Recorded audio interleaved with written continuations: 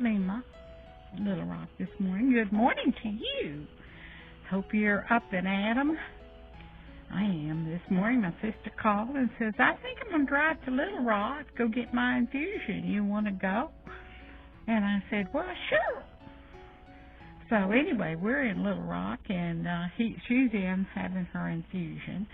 And so I decided I would sit out here, and it's got woods all around this hospital here up on top of the hill, overlooking some of Little Rock, on the west side of Little Rock. So it's very pleasant, very quiet. And so anyway, I locked the door, and I'm crocheting. I've started this new afghan with the, let's see, what did I say the name of this yarn was? I've only got, I think, 4 or 5 skeins, so we'll see how far it goes. It's 236 yards per skein. It's Red Heart Super Saver. I don't know if you can see it or read it. I'm using my camera today. Not camera. I don't have a camera. Anyway. This is the name of this. I'm sorry, I got rattled there for a minute. Mirage. Mirage. And it's got, I'm sure you can't see the colors, but there they are. Blue, cream, and certain kinds of brown there. Sort of pretty, I think. And the pattern I've decided to use on it is this one right here. It's just a double crochet. It's not going to be very big, but anyway, I'll be working on this just as a simple crochet and just sort of not even thinking, just sort of keeping my hands busy and my mind busy. And I'll probably come up with some kind of border to put on it. I don't know if I'll go with blue, or I might, if I had enough, wouldn't it be cool to do blue, a line of blue, line of that, I can't do that because they're mixed together. I can't separate the blues and stuff. Well, maybe I might have a skein of blue, or cream, or brown, or something that will go with it, give it a nice little trim. And I don't know how big it actually will be, but this is not quite 1 skein here.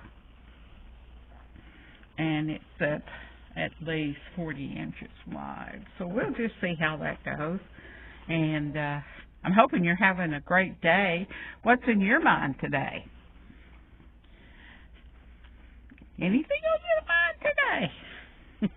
I was watching this guy on YouTube, and he loves to read his comments that he gets from his YouTube that he posts, and I enjoy him. I've been watching him. Well, he's the one that influenced me to start a YouTube when I left the hills up there and moved into the metropolitan area of Little Rock, and it was quite an adjustment for me, and I was living in an RV, if you've seen any of my previous YouTubes from, I guess, 4 years ago. Maybe it's been 5 now, but I lived in RV, and I started doing videos. I was just talking to people, because I was there. And I started watching. His name is Rusty860.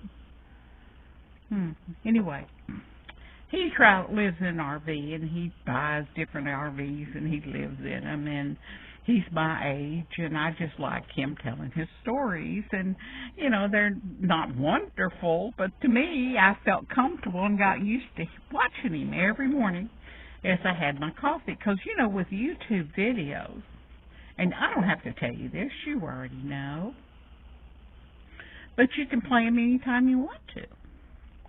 So I just set a time that I knew he would post every day at 10:30. And so I decided that after 10:30, I set a time, and I would take a coffee break. And then I would watch him.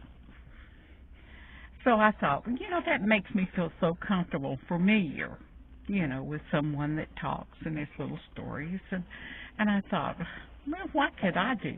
Why can't I do that? I'm just sitting here crocheting all by myself, being Connor and Clyde, the kitty cat. And I said, well, you know, at least I would be reaching out and talking. You know, so many telephone calls you can make to people that have a life. You know, their life's going on, and I'm sitting there crocheting. So that's how I started my YouTube. I don't have a lot of followers over the years, but I love the fact that I hear from them. People, you know, whatever they're doing in their lives and sharing. And then from there, of course, somebody, I think it was, somebody mentioned Facebook. So I decided I'd just make me a Facebook called Visit Mema. And that way, if somebody wanted to post anything they would want to share with the rest of us, I would see what they post and contact them there. So there'd be, you know, to me it was like, oh, I'm seeing people's work and they post to it and well, anyway. And so I just continue on. Now there's some days I don't post. There's some days that I think, well, you know, nobody really wants to hear what I have to say, but then I think of Rusty. You know, he lives by himself. He travels in his little RV, and he's a loner. So, you know, he gets on there and talks about comments that come in and just about daily life. He doesn't stay very long. He doesn't talk as much as I do. So I have to really not talk as much as I should and actually say something. But I live in Arkansas, and I'm retired, and I'm handicapped, and I live in a sweet apartment with my 2 puppies, and I crochet, read, do YouTubes, watch movies, eat, and get on with my life. And I'm trying to encourage people to do the same thing. You know, time is an essence. Tomorrow, I mean, today will be over. I mean, like this second, it's gone. You know, if you want to do something, do it. Because time is a passing. It's a passing. And that's the way we should think about things. Be happy in the moment. And if you feel like you want to go with your sister to go get her infusion and sit in the car and talk to your YouTube friends, then you do it. And you crochet and talk about anything you want to talk about. I mean, you know the saying, it says, be your own kind of beautiful. You know, make you happy. Try to be happy, though. I really stress that on every video. If I can, try to get to it. Sometimes I get sidetracked or something. But, yeah, make yourself happy. Get up in the morning and say, oh, my goodness, what a beautiful day. Or if it's raining, say, oh, what a perfect day to read that cozy mystery. Or, you know, just say, I think I'm just sitting, watch TV or listen to an audio book. But today, I actually got out. My sister has this really nice SUV. No, I don't know what this is. It's really nice, though. And I can get in and out of it pretty comfortably, and she'll drag me along, which I don't have to be dragged. All she should do is ask me. Sometimes I feel like going, sometimes I don't. I don't want to be a burden on her. But I love getting out. I don't care if I'm just going to the grocery store. I don't care. I want to get out of that apartment, because there are weeks I never get out of the apartment. But thanks for my sister. Well, I do get out and see what's going on. I'll have to tell you about my venture to going to the doctor's office, though. I'll probably put that on another video, because this one's already too long. But I'm glad that you're out there and enjoying my videos. I'll try to have some kind of content that you might think is funny or you might want to comment on. And I love that.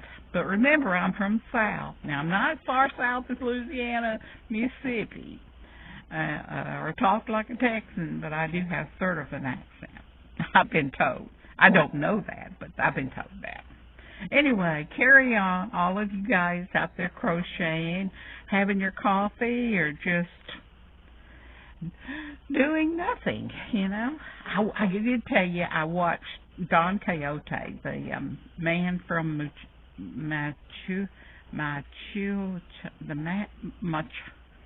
anyway, Peter O'Toole's in it. I love that movie because it is imaginative. You're like, imagine your own world.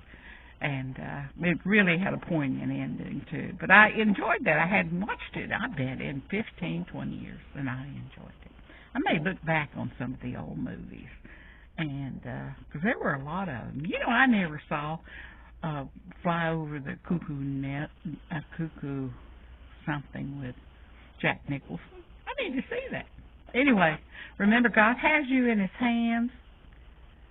Pray for Mother Earth. Recycle, recycle, recycle. And be happy. Bye-bye.